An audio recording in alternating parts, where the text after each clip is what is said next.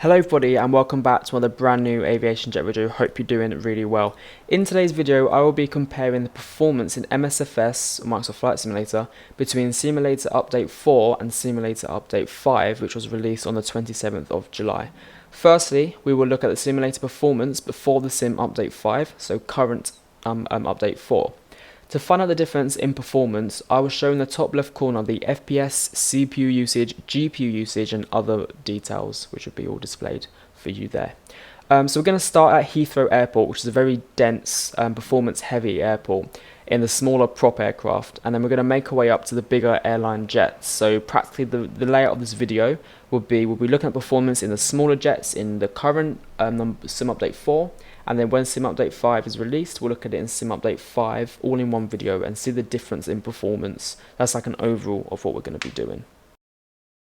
So before we dive into the video, a quick notice that all settings will be the same throughout. No settings are going to be different between Sim Update 4 and Sim Update 5. This way it gives us the most, clear results, if you know what I mean. So if if I change the settings to Sim Update 5, it wouldn't actually make any sense. There'll probably be like an anomaly. So we're not going to be doing any of that. So we're going to keep the settings the exact same. So here's a quick look at the settings I will be using. Our computer specifications that have been used in this video are the following: the NVIDIA RTX 2080 Super, the Intel Core i7-9700K overclocked at 3.6 GHz, and 16 GB of RAM. So those are the specs I will be using. Cool, okay, let's jump into the sim. Okay guys, so welcome to the simulator, MSFS. So here we are currently on Sim Update 4. This is before the performance update. In the top right, as you can see, is all the performance, so you can take a closer look at that. I might enlarge it depending on what it looks like in editing. But currently on the outside game, 47 FPS in the Cessna 152. Is currently scattered weather, by the way, not live weather. We will do a separate test for live weather. This is currently scattered, and GPU temperature is 74 degrees and then 80% usage in the GPU, and then 44%, 58% in the CPU utilization. As we pan around, you can see the difference like performance. It kind of drops a bit looking away from London, but then the FPS drop as we move behind the aircraft, which is interesting actually. But as you can see, yeah, and then we'll do a full pan now as well, just to see how stutter it is. It looks okay. Alright, let's get into the flight deck. So here we are, the FPS are now 37, 38. So similar, dropped a bit inside the flight deck, but that's kind of known because of the glass paneling. Right, anyway, so you guys can keep an eye on the top right and judge for yourselves, and then I'm going to put in the power, mute myself, and we're going to get going.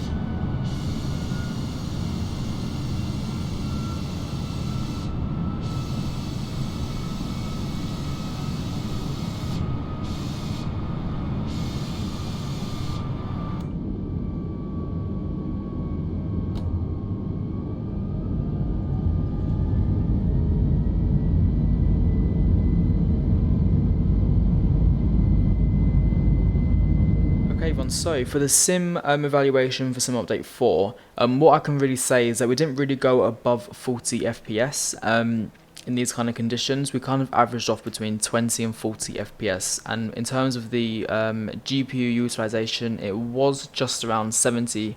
Didn't really go above 78%, which is interesting. And in terms of the temperature, I never really rose above 74 degrees, so that's a good thing as well. It'll be interesting to see in the next update, in the video after this, whether that all lowers when we get higher FPS, which I'm hoping for. I'm hoping that happens. But yeah, that's a quick overall of update 4. So when we get into update 5, it'll be good to have a look. So see you there. So welcome back. We are now in sim update 5. So this is the update 5. So already, if you look at the top right, oh, you can't actually see it yet, can you?